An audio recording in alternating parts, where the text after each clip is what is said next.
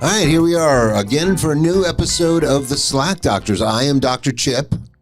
I am Dr. Bob, and we're really pleased to have a interstate guest today. We're being joined by John Egbert, also known as CreamofEgbert on Twitch. Say hi to everybody, John. How's it going? Hello. Hello. So, to do a quick intro on what I've been, first of all, we've never met before. This is our first meeting. We have a mutual friend who goes by the name of Scott. Scott is a longtime friend of mine, as well as the animator for our logo, and the animator for the original logo when we were the Sloth Doctors. But Scott tells me, and I've checked out your stuff on Twitch, which is super cool. I'm not very into Twitch. I mean, I always thought it was mostly just a platform for watching gamers.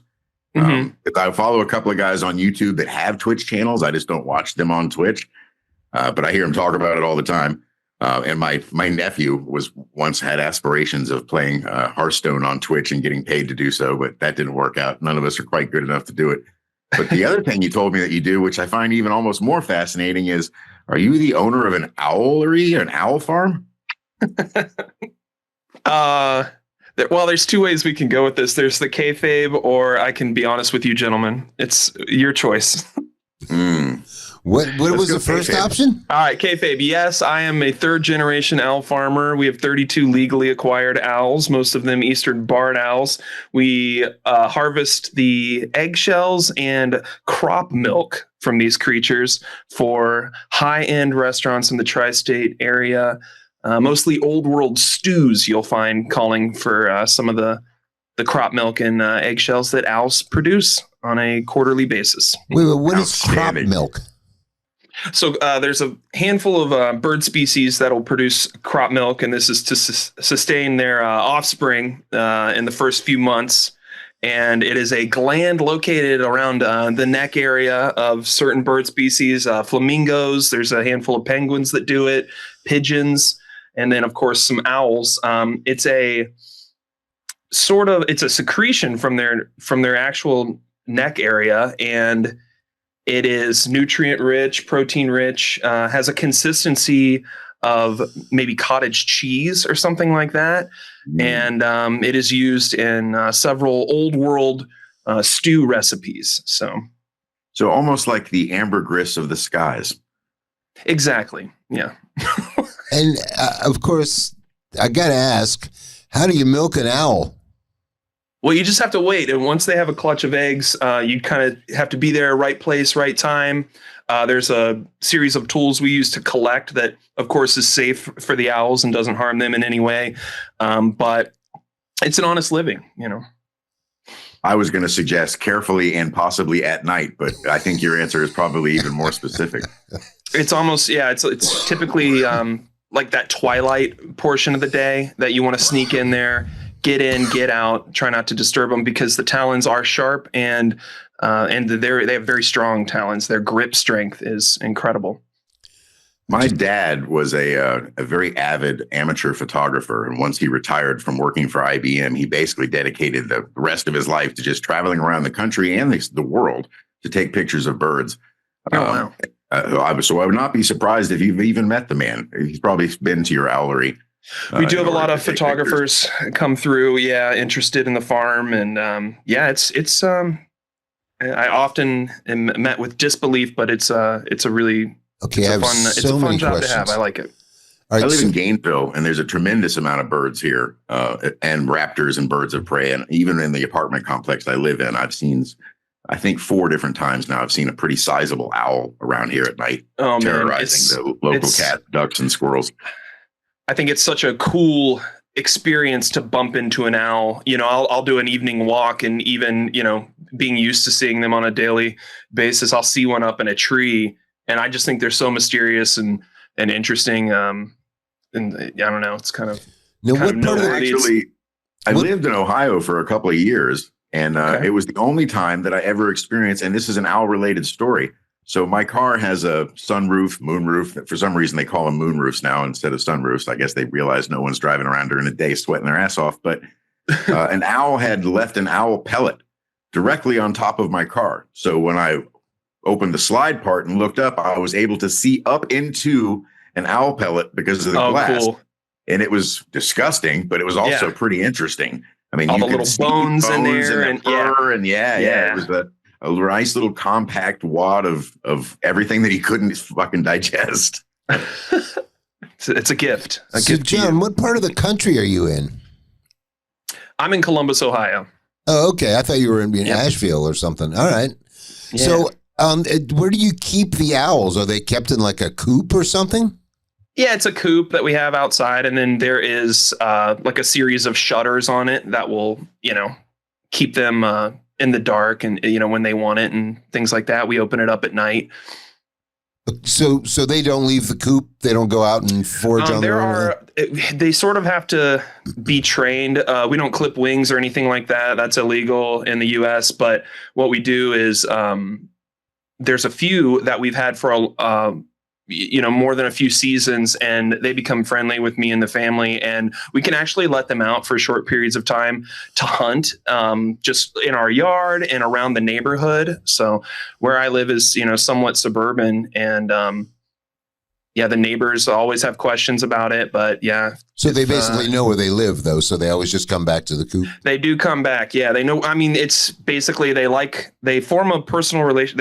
Obviously, they're incredibly intelligible birds, but they form a relationship with the owners, and then they also really, want to be fed, so right. While they are hunters and enjoy, hunting on prey, they also like a free meal, just like anybody else, so. Interesting. Yeah. Any other owl-related questions, Dr. Bob? I'm sure they'll keep popping up, but I know we don't need to stay on just one thing. We can hop around a little bit. How long have you known Scott? Let's see. I started my art Twitch channel probably 3 years ago, and Scott was pretty early to come hang out. And I know you guys. I love your podcast logo. Scott's artwork is a lot of fun, and you just form these relationships online, and then before you know it, we're chatting and playing games together and hanging out on Twitch. So, it's funny is that even though I'm not an artist, I've known Scott I met him in the early 90s, known him for quite a long time, and just looking at. Because I've seen a million things that he's drawn both in his house and working with him in different restaurants and stuff. And looking at the art style alone, I can see that the two of you guys would jive. You know what I mean? Yeah, it's funny how that works, especially with illustration, where you'll find someone who does, a similar style, and there's just like this secret handshake of like, oh yeah, we can probably be buddies, like after getting to know someone. It's I do that myself with other artists. I'll find a similar style, and that's the handshake that takes place. Hey, so not only for my benefit, but for the benefit of like some of the people in the audience that might not know, can you explain Twitch more? Because is it like Discord or something, or is it like more of a platform, or what is it exactly?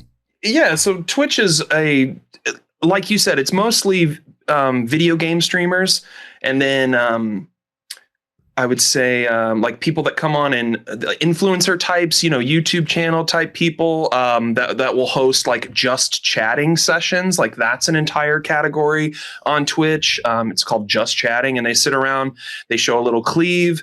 They say hello to all the boys in the chat. Okay. I don't usually get involved in that side of Twitch, but there's a pretty healthy art community on there, and I personally do. It's almost 50-50. I'll hop on that platform and I'll draw. I'll do 3D modeling. I'll do art type stuff. But then I also hop on there and kind of kick back and play a video game now and then.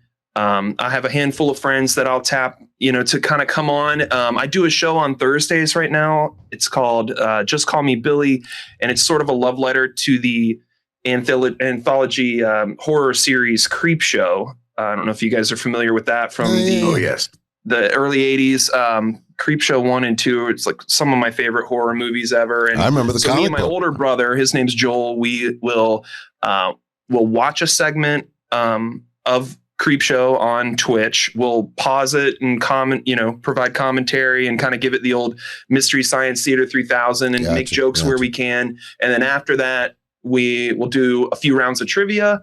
And then there's a drawing sort of challenge that's wrapped up into that whole stream. So yeah, more like I guess it's just sort of like a variety type stream, but centered around horror and Creepshow, specifically George Romero, Stephen King, and I do a lot of different things on there. I kind of look at it as like a platform for me to just sort of get out my not only my like not only to share and inspire creativity, but also a place for me to basically act like a jackass and goof off and try to create bits and provide comedy for people. So.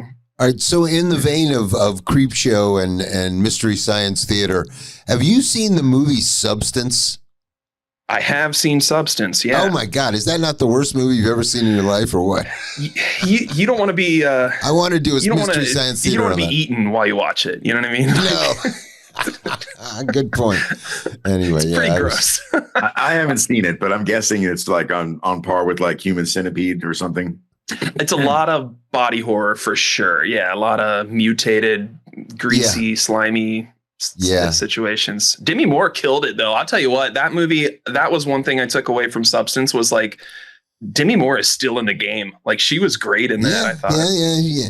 Well, and I just thought the whole, and like the Dennis Quaid character, you know, and it was always with that fisheye lens, a la like what was that movie with something Killers, with the whole movie they almost did through the fisheye. Something Greatest Natural Born Killers. Yeah, Natural Born Killers. Yeah, it was kind of like very similar to that. But it was just such an odd movie. That movie begs to be Mystery Science Theater. That's all I'm saying. You could do that on your Twitch channel. That'd be it's way over the top. Substance, the one thing that I didn't like about it was how contained it all was with the main characters. I wanted a little bit more of like the rest of the city or the rest of the world in this movie. I feel like it was so focused on 3 or 4 characters and kind of followed them through their day. And they were limited on, locations that the movie showed. But I mean, overall, I really liked it. That David Cronenberg, body horror stuff, I've always kind of enjoyed because I think I just like watching my wife ball up and cringe on the couch when we watch stuff like that. It's fun. It is pretty grotesque. And it just left so many. I especially like that type of film when they lean in heavily to practical effects as opposed to going full blown CGI. I think that they get more of a timeless quality, and they certainly look better later. I mean, the chest bursting scene in the very first Alien comes to mind. Like that is still that still holds up, and that's 40 years old. It's been a while.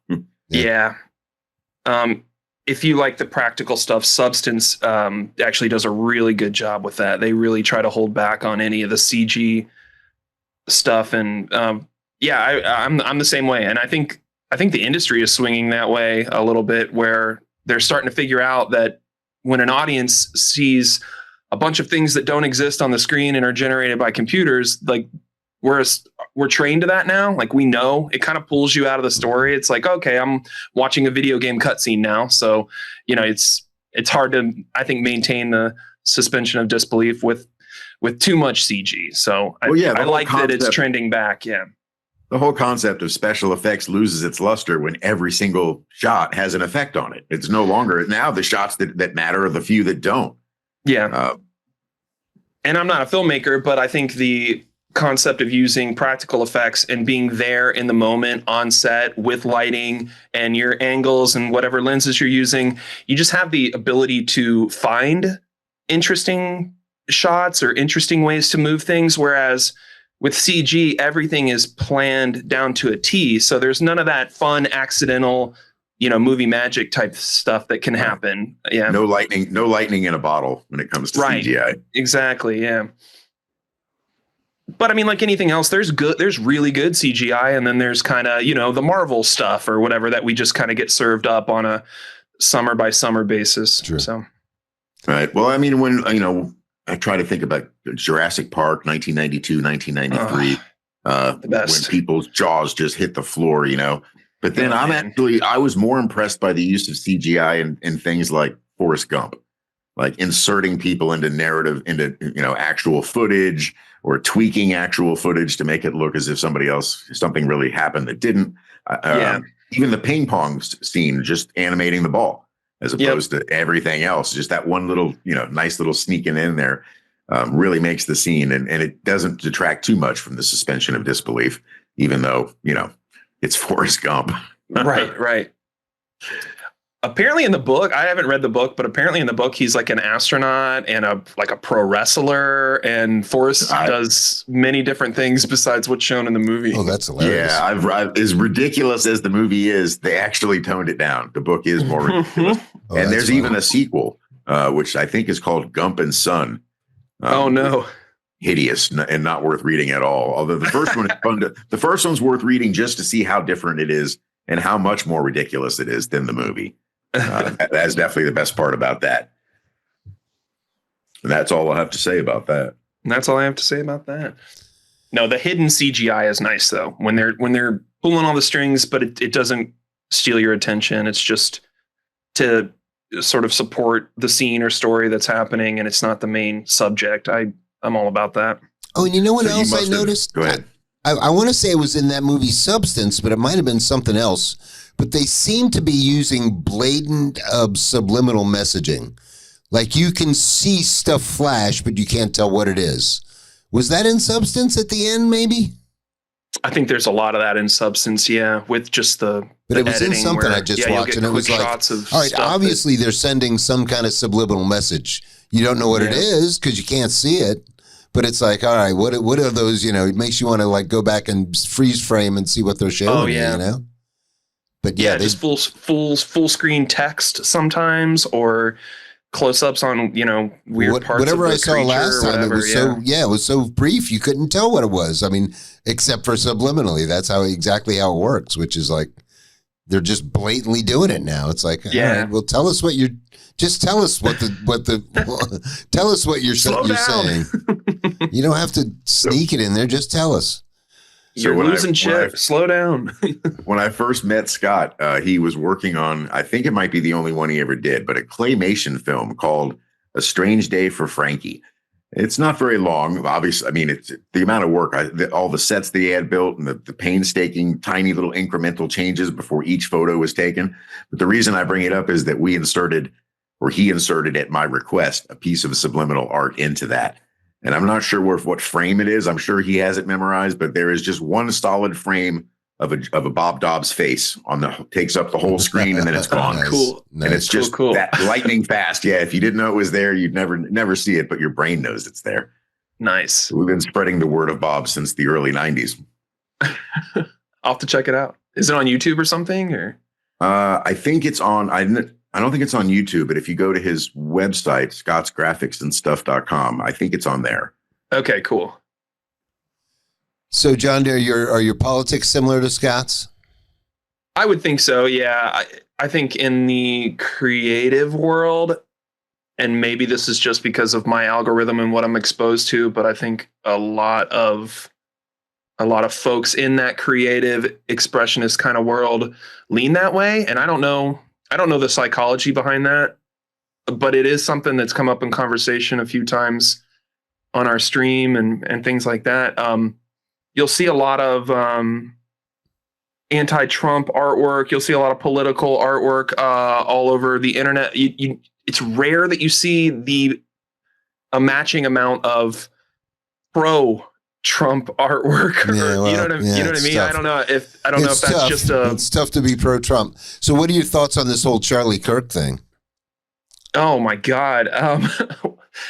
I saw, I think the way Erica Kirk is handling it all is very interesting and strange. And then I saw, of course, Halloween just happened. So there was some Charlie Kirk costumes that I know made their rounds. Oh, that's right. Yeah. I saw on the internet. The internet, it takes no time to get the meme machine going, right? Like, I don't know. It's wild. I never want to make assumptions on, anyone else's opinions on it, just because these algorithms on what we're shown and what's catered to us as far as Instagram or TikTok or just, your internet experience in general, your digital kind of fingerprint. Like, I never know what everyone else is seeing. I don't want to assume that what I'm being served is what everyone else is being served. But I've seen, I don't know, I've seen some wild memes and some wild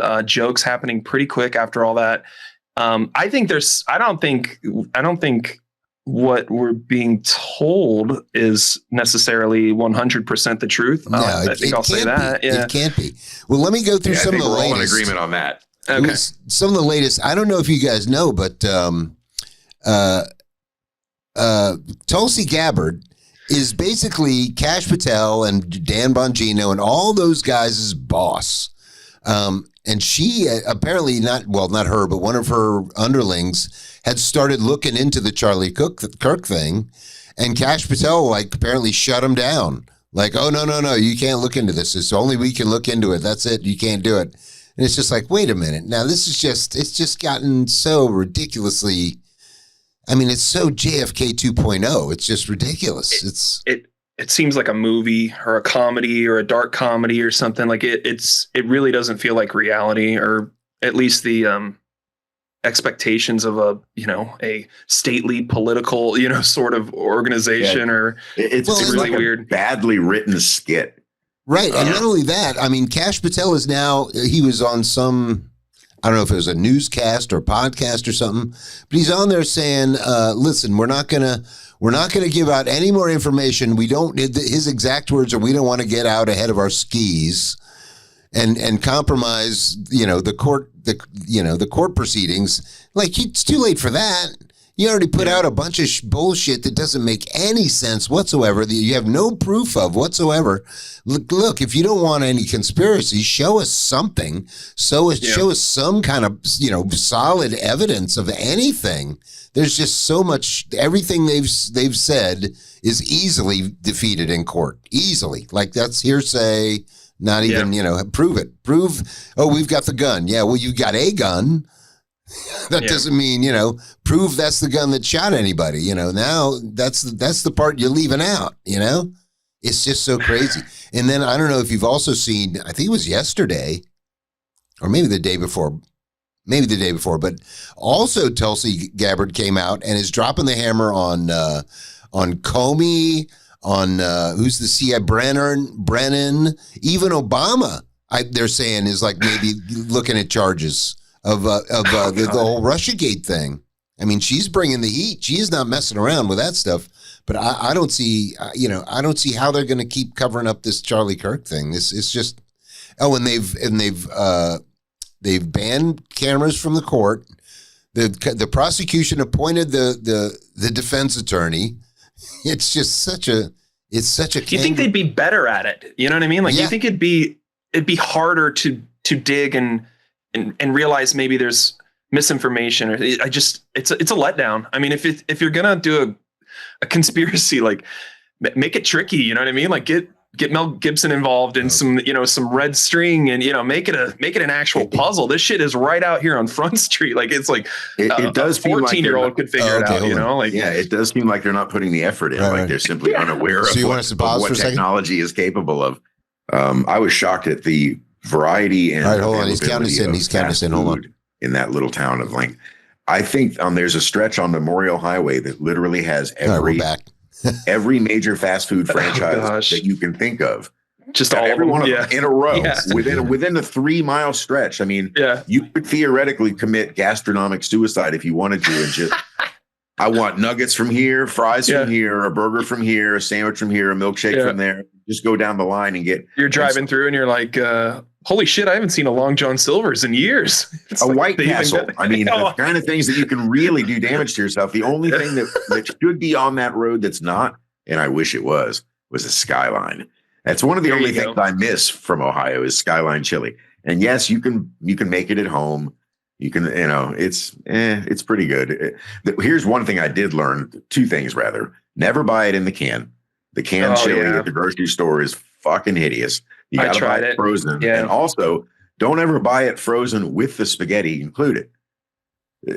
Frozen pasta and then microwaved it doesn't work. You might as well feed it to a hog. Exactly. We don't have the technology yet. Yeah. Just the frozen chili on its own. Boil your own pasta, you lazy shit.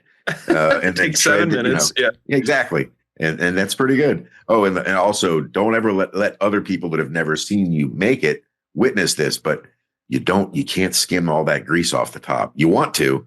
It looks like God, I got to take that out of there, but no, stir it up. Stir all that in and just dump it on and then get it over with. Welcome to Ohio. Yeah, I love it. The amount of cheddar cheese that they put on it. Oh, yeah. Without you asking. It's not like, you guys, hey man, really give me the cheese. No, that's just the way it comes. Yeah. It's pretty gross, but it's so good. You guys, Lancaster also has this new coffee shop called Seven Brew. And I'm fascinated with them. It's the most delicious iced coffee I've ever had. I'm convinced that a glass of it has got to be 1,000 calories. It feels like you're drinking meth. Caffeine milk in it? Well, they got all kinds of different flavors and shit. Oh, sure. Drizzles of this and caramel. Oh, yeah. Cold foam on top, or caffeinated cold foam if you really want to freebase your coffee in the morning. Just intravenously, just hook it up. And we're getting one here in Gainesville. It should be opening, and it's supposed to open in November. So I drive by it every 3 days just to check on it, see how they're doing. Yeah. So I do like iced coffee, but down there. Do you guys know that Les Claypool and Kirk Hammett from Metallica went to high school together? No. God, I bet cool. that talent show was awesome. Yeah, right. Well, listen, here's the funniest part. Apparently they like jammed together a couple of times, but apparently Kirk Hammett asked Les Claypool to come be a singer in his band. Could you imagine if that had turned out to have been Metallica with Les Claypool singing? Yeah. Oh, wow. That's crazy. Tonight. Well, I'm going to force an odd segue. Speaking of Les Claypool and all the politics we were just talking, have either of you gentlemen seen the most recent South Park episode? I haven't. 28, episode 2. They go hard. I mean, they've been ripping Trump apart this whole season to the point where if he really was a king or had divine imperial power, those guys would have been killed or imprisoned months ago. Because last night's episode, they also went in real hard on Pam Bondi, where every time the camera cuts to her, she has a new accumulation of actual shit on her nose. And they can't, it's like ghostly. It just keeps appearing. But last night they actually stated outright that, I don't even know if I want to say this on our own podcast, but they've already made the statement. So essentially, whatever, they're analyzing the feces on Bondi's nose. And they're saying it's 28% Taco Bell. And like Trump goes, oh, my God, I had Taco Bell for breakfast this morning or something. And they're like, and it's such and such percentage Arby's. And he's like, oh, my God, I had Arby's for dinner last night. And then the doctor goes, and it's 14% its own cum. And Trump's like, relax, guy. Hey, Satan. So they literally, they've already moved on. Well, I mean, they've still got the baby thing with Satan, but now they've insinuated that he ingests his own semen. Jesus. A sitting president. I get a feeling he may not even know about it. My ass. He definitely knows about it.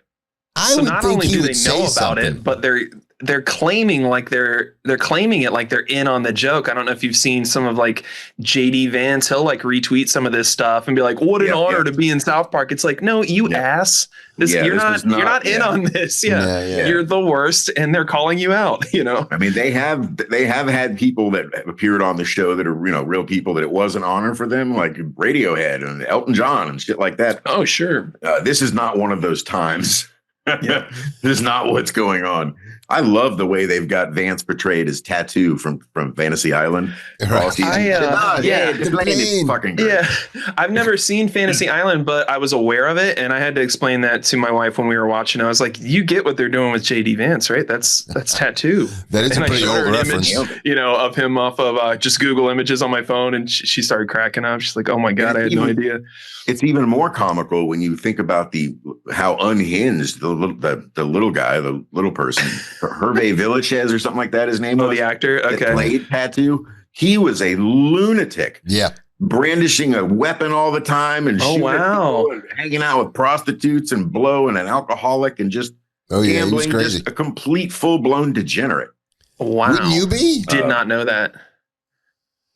So either you guys see Bill Maher the other night with Marjorie Taylor Greene on there? No, I missed it. Oh, she did so well too. I mean, a whole episode, she was nailing it. She was doing great. And then at the very end, they bring up UFOs, and Bill Maher goes, "Yeah, some people think UFOs are demons," and she's like, "Oh yeah, they're demons. They're definitely demons." Okay. God, Yeah. just so close to making it through. You're doing so well. I'm surprised you didn't make that comment in your Alex Jones voice. Interdimensional. Well, it was just this last Friday. I didn't see it New till the Rule day America. after. Okay. Bill Maher. I didn't see it till the day after. Yeah. Oh, that's funny. Speaking of which, this 10 o'clock in the morning thing, man, I thought the traffic would be about done, but it was brutal getting down here. Yeah, well, it's Boca, man. It's always going to be brutal. Well, and I looked again at the time of the year, schedule, and it should make it easier for you to remember. There's only one more 10 a.m. I think. I think it's the 14th. Every other one is at 2 p.m. Yeah, I know. And in the future, I'll try to do that and just get them all at the same exact time. So all you have to do is know the day. Yeah, I guess for different kind of guests, it matters. Like if you were having that guy Dave Conley from England again, this would be perfect because then he'd be right.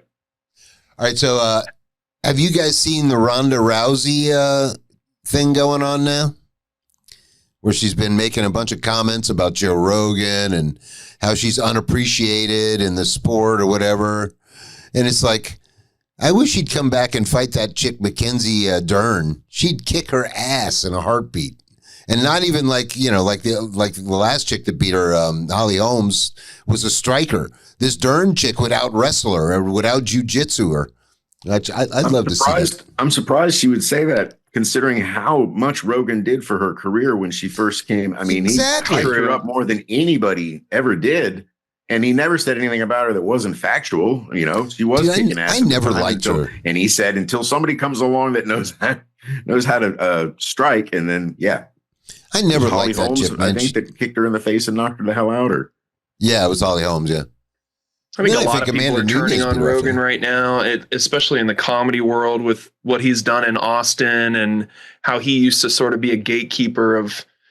I mean, you went on the Joe Rogan show and that changed your career 10 years ago, and I don't think it's the case anymore.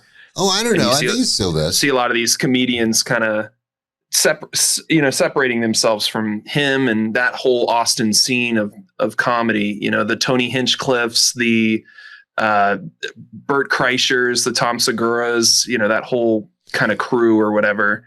Well, it doesn't seem like I've noticed it. Yeah. Well, it's not even that anybody's stepping away. It just seems like they're going into their own little silos. Like there's the Mark Maron silo. Yeah. There's the Joe Rogan silo. It's just like, I don't know. I'm in the Tim Dillon silo myself. I like him. Yeah. Yeah. He's hilarious. He cracks me up. Did you see his Halloween costume this year? Yes, I did. Did you see it yet, Ron? No, I haven't. But you know who always comes through hard as far as comedian / podcaster Halloween costume? Stabby. Stavros. Stavros, yeah. He wears, I think this year he did, last year it was like a turkey, like a butterball turkey. And of course, he's got it mostly unzipped. So his giant Greek belly is just popping out and he's just grinning with the big tooth. It's just hilarious. So fucking funny to see. And this year, I think it was a Pikachu, a big old yellow. Oh, nice. Okay. Nice. Again, he went with a nice rotund figure to really sell the whole picture. I love it. He kills me. It was great. At risk of ruining for you, Tim Dillon went as the California wildfire. Yeah, the Palisade fires. Yeah, that was wild. Nice. And then he did his podcast. He was Beauty and the Beast with what's her name, Cheryl RFK Jr.'s wife. Yeah, I did see that. He dressed up as the Beast, and she dressed up as the Beauty. That was a pretty good interview. Podcasts like shows that have gone down when the couple of the names that you mentioned before, Bert Kreischer is somebody I've never been able to stand his comedy and never thought he was very funny. But it's really sad to me from a standard of, just on stage and doing their act to see what's happened to Segura.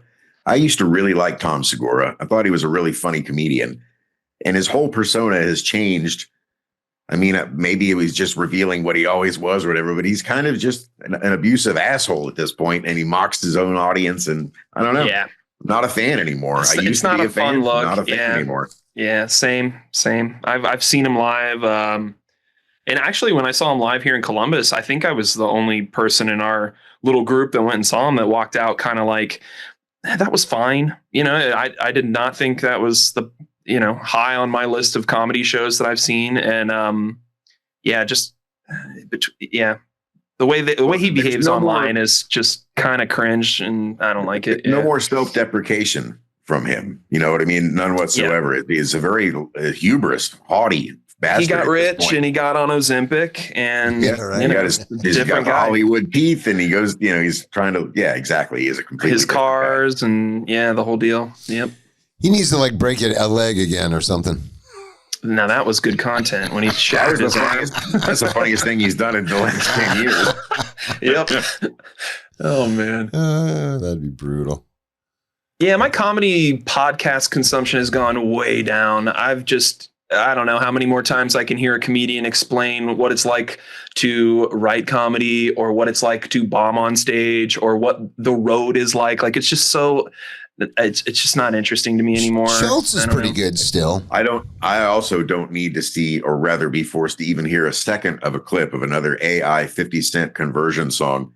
Yeah. At this point, I think the last 6 or 7 episodes that Rogan has done, he has forced every single one of his guests to listen to this one of these 2 different songs and stare at them across the table. Dude, to get their reaction. I just heard one that they did of Rage Against the Machine. It was actually pretty damn good. It was pretty amazing. I saw when they did one of those with Rage Against the Machine, like Bomb Track or something like that. It was actually really good. I was like, damn, this is actually pretty listenable. It's just funny to see when he gets on something that he gets utterly fascinated with, and it works its way into, for a while it was DMT, which still pops up every now and again, but it used to get interjected into any conversation with any guest, regardless of the topic. Well, I guess you haven't seen the last one. UFOs, Sasquatch, bow hunting, DMT. Dude, the whole last episode was all about DMT and psychedelics and stuff like that. The whole episode, it was a professor about it. Yeah. Do you guys dabble in psychedelics? Let's get into it. I haven't in a while. It's been a little while, but I certainly have and do on occasion. I guess I should tell my Sebring story. Oh yeah, that's a good one. Like the car, the Sebring? Yeah. Well, it's a race. Please. No, there's a town. No. He's talking. It's a race. It's a 12-hour race, but it's really just a giant party. It's just a reason to go party there all weekend. So we had a bunch of us that went there, and somebody had brought this stuff called mushroom juice. I don't know how you make that or how you get it, or I'd done mushrooms a couple of times before, and that was great. That was fun. Everything was great. But anyway, so we're partying along, and like, I think the day of the race. Give a background what year this was. And, God, this is probably Florida, by the way, for others. Well, Jimmer and Rub and all those guys were there, so this is probably late 80s, early 90s, maybe. Anyway, so we're partying along, and the race starts. Lots of acid wash jeans, big hair. Yeah. Well, we're like camping, so nobody's really. Yeah, but yeah. Okay. But anyway, when you're there, you're in a campground. You're not really fashioned up or anything. But anyway, we're partying along, drinking and stuff, and we decide we're going to start drink this mushroom juice. The race was just starting, and my roommate had just put a steak on the grill, and then we go into somebody's van, and they split up all these doses of this mushroom juice. Everybody drinks it down. I literally get out of the van. My roommate goes to flip the steak, and I'm already like, I'm not going to be able to eat that. It was hit me that soon. Wow. Yeah, it was that quick. And somehow there were like 7 of us, and somehow I got a double dose. I'm not sure how, but everybody else got a regular dose. I got twice as much as everybody else. Everybody else, literally within a minute or 2, threw up. I didn't throw up. Oh no. Yeah, I didn't throw up. I went out. My uncle had like this big step van thing that we used to sit on top of and watch the race. So I'm like, all right, I'm just going to go sit on the top of the step van, ride this out, see what happens.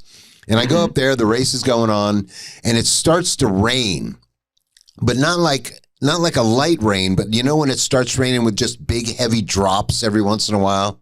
I don't know if it even does that in Ohio, but it does that Big here old down fat south. rain. Right. Anyway, Yes. so these drops were melting people. Literally, these drops were hitting people and melting them like they look like they were melting and stuff. So I start freaking the fuck. I literally tripped so hard for literally 6 or 8 hours.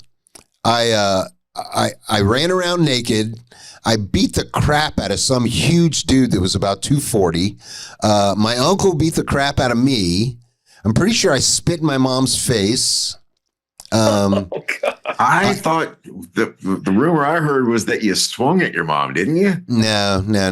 Oh, okay. No, I don't think I swung at her. No, that's what the reason I beat up the guy is because I thought he had done something to my mom. Some big giant guy that was camped right next to us. I just walked up and just beat the crap out of him. While naked? What's that? Were you naked when you beat him up? Yeah, I think so. That's outstanding. That's beyond primal. Yeah, I'm pretty sure I re-experienced childbirth and met God at some point in the whole ordeal. It was, but yeah, I haven't really dabbled since then. How is he, by the way? He was cool. He was a friendly looking guy. Nice. Was he also naked? No, he had the white robes on. Well, the funniest thing, here's the funniest part. I guess kind of like in the movie Contact, I guess God thought he had to come and represent himself in a friendly face that I would accept. So God was actually represented by the guy that was currently my boss at a restaurant I worked at. This guy named Bill, who was like the bartender general manager. Really nice guy. He was Bill the face from of the Sizzler. God. What's up, buddy? I haven't seen you in years. No, I'd seen him not too long ago. I think I still worked there. But yeah, he was the face of God. I remember that pretty succinctly. But yeah, and I was profoundly changed after that. I got to tell you, dude, I was a different person after that. I don't know what happened to me. I know I changed. I couldn't tell you what I was like before that, but I know I was a lot more chill after that. That's for sure. Yeah, they'll do that to you. Well, that's what they were talking about the whole time on Rogan with that guy, with the professor of psychoactive drugs or whatever, about how they use it to apparently it's really good if you got PTSD or alcoholism or any kind of drug dependencies. That'll get you off, apparently, supposedly. I don't know. But who knows? But yeah, whatever it was, I took way too much of it at that time. Way too much. Yeah. What was the following day like? I mean, did you have to kind of clean up a little bit and check in with everybody? The worst part of the next day, I'm sure stories were told. Or dude, the worst part of the next day was seeing the big guy with the black eye and going like, God Almighty, dude, I'm sorry, don't beat the shit out of me. I don't know why. I don't know what I was thinking. Yeah, no, it was interesting. Yeah, I pretty much just stayed in the van for a lot of the time, just because I knew I was that guy that everybody. And dude, that was probably one of the last times that I went to Sebring too. And before that, if we ever get my cousin on here, he'll tell you some stories about Sebring that we just had a blast. We had the time of our lives. But yeah, I think that was the one that was like, whoa. You'll have to set up a reunion tour. Go back down there, recreate the scenario. Well, I almost went to Sebring this year. My cousin was trying to get me to go, but I was like, nah, I don't know. I mean, it is kind of cool. I remember the story of going in 1989. You and I and Mike Pasco and I think Dave and Jim, it was at least 4 or 5 of us, went to see Pink Floyd at the Orange Bowl. And did a great deal of LSD during the drive down and while at the concert. Oh, that's right. I think that was quite a fun thing. But there was no violence involved. No. That was great. Yeah, I remember that. A lot of lasers, and I've always the big pig going down. Yeah, I've heard Pink Floyd's sound design at their live shows is it was raining. Really trippy. It was raining at this concert. Oh, a little bit of theft. A little bit of theft. Yeah, my friend Mike Pasco and I were wandering around And we came, none of us had brought any food. Oh, We that's brought right. a pony keg, we had beer, and we had plenty of drugs. We had weed and, LSD. But this guy was selling hot dogs, and we're thinking about getting hot dogs. While we're talking to him, this is in Miami, cop rolls up and starts talking to him. Both of them are speaking just in Spanish to each other. And at the time, I understood a little bit of what was going on. I basically gleaned that what was happening was that the cop was asking him to show his business license. He didn't have one. And he was telling the cop, I'll go get it. I live right around the corner, whatever. So then he turns to Mike and I, who he literally just met 30 seconds ago, and asks us if we'd be willing to watch the hot dog cart for him while he runs around the block to get his license or a business license or whatever. To which case, both of us with pupils the size of dinner plates were like, yeah, okay, we'll watch it for you. We watched him go around the corner. And as soon as he did, we took every bun, every hot dog, everything that we could carry and just left the cart there steaming with the water in it. And it was on the way back through the parking lot that we realized we had no way of grilling the hot dogs. And they were, some of them were warm, but some of them were not. Yeah. So we started bartering them to people that had grills. Like, look, if you let me cook 2 or 3 of these on here, you can have 5, whatever. We had an excess of hot dogs at the time. I love that. I remember doing that. And I also remember we had presidential masks, like Halloween masks. And there was a Reagan and a Nixon. I don't remember if we had any others other than that. But also Dave Warner had one of those, like an orange vest, kind of like you see the guys that do parking or security that usually wear. It didn't look exactly like what was being used on site, but at the end of the concert, using the Reagan mask, or I can't remember which mask, but using one of those masks and the orange vest, he literally went out, got out of the van, stopped everybody that was trying to get out of the parking lot and waved us forward and VIP'd us right to the front, and then jumped in the van and we took off, and that's when we left. I'm pretty sure he had an orange cone on his head too.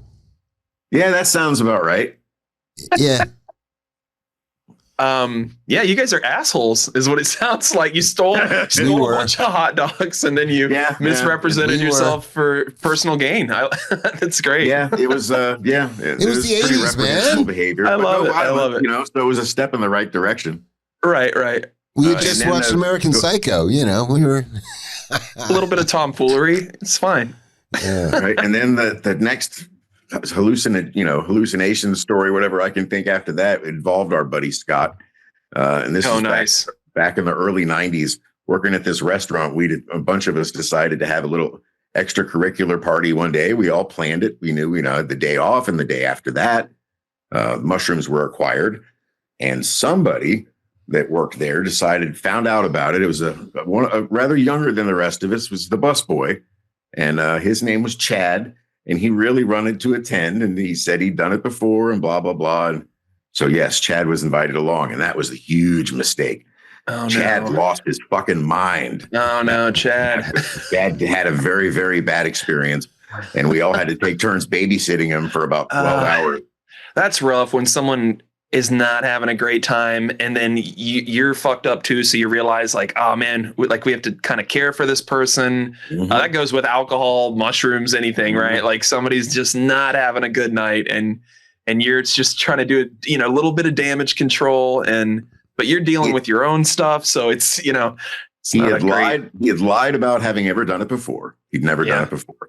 I also didn't know that he came from an extremely fundamental Christian family. His parents were like, hellfire and brimstone, Southern Baptist, all of it, the whole 9 yards. That's a recipe for disaster right there. Go ahead. Now that was it. Okay. So we're sitting there. I don't know if you're familiar with anything about the foundation of the Subgenius or Bob Dobbs or any of that sort of stuff, but I was real into it at the time. And so, and also we were all wearing costumes. So, not full blown, but sort of, like a costume party. Sure. I had a hat on that was like a beret that had a giant ostrich plume coming off of it. And I'd been referring to myself as the Lord of the Manor. Right. So I start reading from the book of Bob. And this one thing, it's page 89. It's called The Rant in the book of the Subgenius. And it is it's just a giant boast. And there's one line in there that says, I'm insured for acts of God and Satan. I was suckled on a triceratops. My semen burns holes through the earth and erupts volcanoes in China. Just all kinds of insane, crazy boasts. And at one point during the recitation of this, I look over and Chad is just rocking in his chair, whispering and muttering under his breath. And I stopped talking and I lean forward, and what he's saying is, "You're not my lord. You're not my lord. Oh, You're not my lord." Chad he's got a rattlesnake. He produced a rattlesnake from somewhere. Where did you get a snake? He's Exactly. Yeah. Well, I don't think they were snake handlers. Speaking in tongues. Chad starts bleeding from his palms. Drano just to prove his devotion. Yeah, something along those lines. It was bad. So and I was a big Ren rat. So my house was full of swords and daggers and axes. And just sharp things and weapons everywhere. Things and weapons and all kinds. So then, we're kind of trying to babysit him. And while we're doing that, I'm slowly, removing items from the living room and putting them in my bedroom and under the bed and shit like that. So that eventually, if something does go haywire, there's nothing for Chad to reach out for, The whole night was just a really miserable experience. Basically, one of us would stay back and babysit Chad, and then everybody else would go to the pool to skinny dip or hang out or just to not be around Chad until finally it was all over and we were able to fall asleep. So the next morning, like 10:30, 11, kind of late in the day, my phone starts ringing. This is back with landlines. There were no cell phones. And almost everybody I knew was there at my house. So I go answer the phone, and this older woman's voice says, "Can I speak to Chad, please?" And I'm like, hang on, let me see if he's here, Yeah. He had given his mother, my phone, my landline, my house phone number, so she'd know where he was at. Oh my God. So a moment of weakness for Chad. The next day when his bases. The next day when I go to work, I immediately get taken into the office by the general manager, a guy named Jeff Van Dyke. And he basically just kind of blurts out that Chad's no longer with us. I received a call from his mother this morning. She wants to press charges, blah, blah, blah, this, that. He wanted to know who had attended the party. And I said, "Listen, man, I have no information to give you whatsoever other than no one was compelled to be there. Everybody who was there wanted to be there, and you already know more information than you need to know." And that was the end of that. Chad I don't know whatever happened to Chad. Okay. Chad's no longer with us. I thought you were insinuating that Chad died. No. Okay. Chad didn't die at all. Chad left my house in fine health. Mentally, clearly traumatized, and I don't know if he ever. I was going to say I don't know the statute of limitations. Yeah, he may have been clarified. He may have been sent to some kind of conversion camp or a sheep herding out in Wyoming or something. Who knows? But yeah, Chad had a bad day.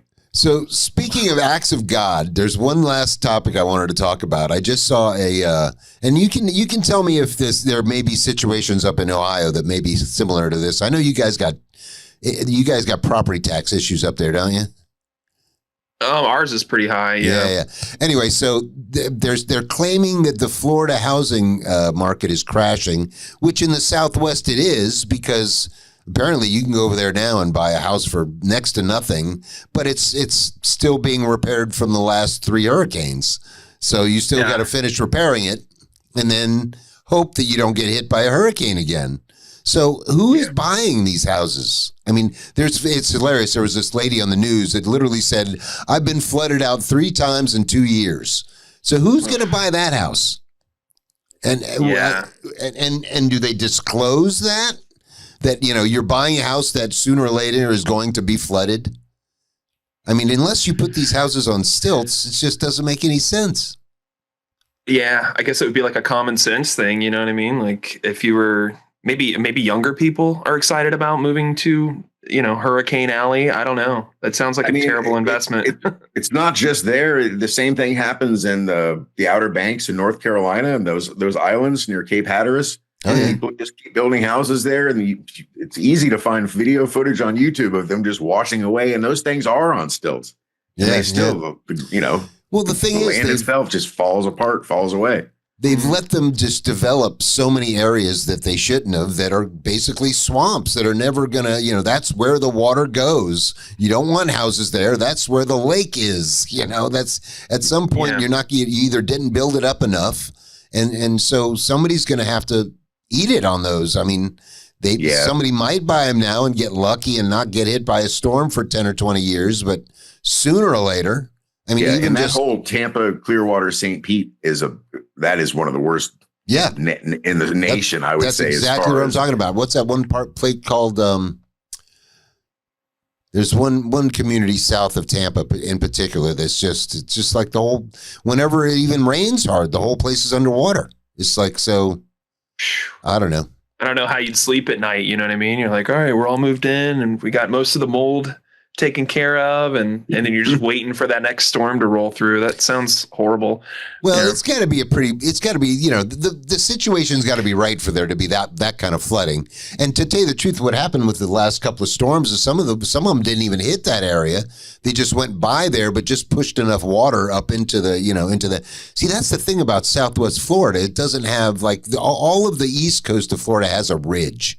It's got barrier islands. It's got a ridge.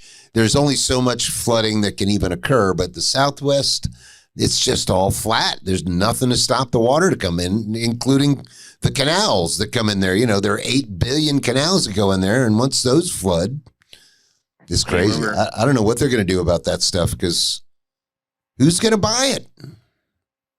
I don't know. I think there's going to be a lot of big changes as far as coastal real estate goes. You know what I mean? I think that's something people are still waking up to, as far as storms getting heavier and more frequent. Like, this is not a problem that's going away. I don't know. I think the jury's still out on whether they're really even getting. As a matter of fact, I don't know if you heard about Bill Gates has now reversed his stance on climate change. Okay. Did you hear about that? I did not. No. Yeah, he's finally saying, all right, no, we're not gonna die in 10 years of climate change. He's gone the other way.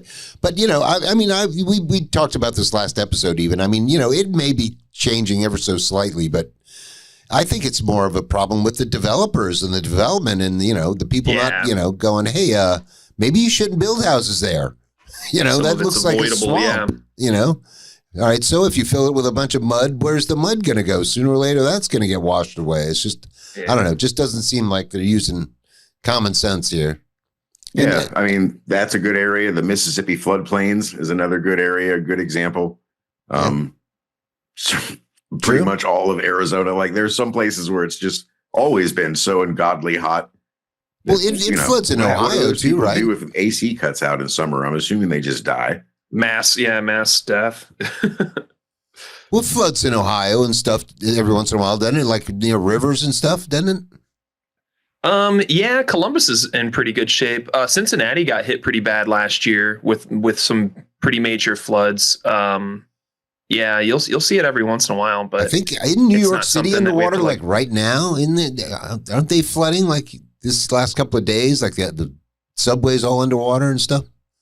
I don't know. I'm not sure about that. I haven't heard about anything in Ohio, but I could be missing it if it's not my city, Yeah, true.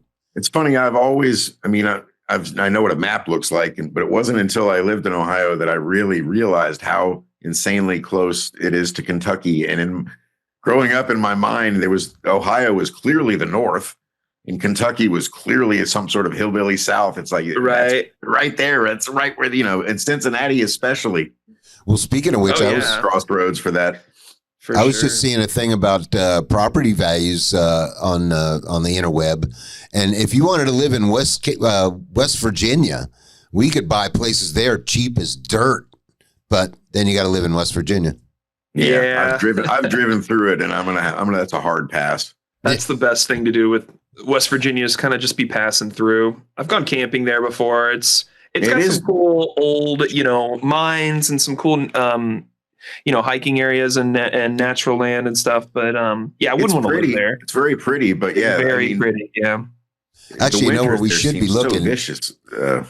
We should be looking up all the different elevation. It's like everything is on a slope. Everything. True. Yeah, that's true. There's no flat ground in West Virginia. True. Yeah. We should be looking up in the Melbourne, Sebastian, Cocoa Beach area. Apparently, that's where with all the new SpaceX and all that kind of tech bros all moving in. Apparently, that's where the property values are not too bad yet, but they're apparently going to get pretty crazy. Yeah, last July we had that. My family had a little family reunion there in Satellite Beach, and there was a tremendous amount of aerospace manufacturing and companies and whatnot. When you drive around there, it took me back. And there's an airport there too, which I didn't even realize, but that does make sense. It's kind of a regional thing, but. All right. Well, we've been here about an hour. You guys about ready to wrap it up? Sure. Yeah, I guess so. We'll put a link to your Twitch channel in the description so people can check you out. Great. Thank you. And, it was great having you on. I appreciate it. All stuff pretty interesting. Absolutely. Yeah, it's fun chatting with you guys. You ever need a third voice? Hit me up. I thought he was going to say if you ever need owl milk, shoot the shit for some more stuff. Surprisingly, you're on before Scott. You managed to beat him. Nice. I think he's going to be on later this month. But yeah, it's pretty funny that you got on first.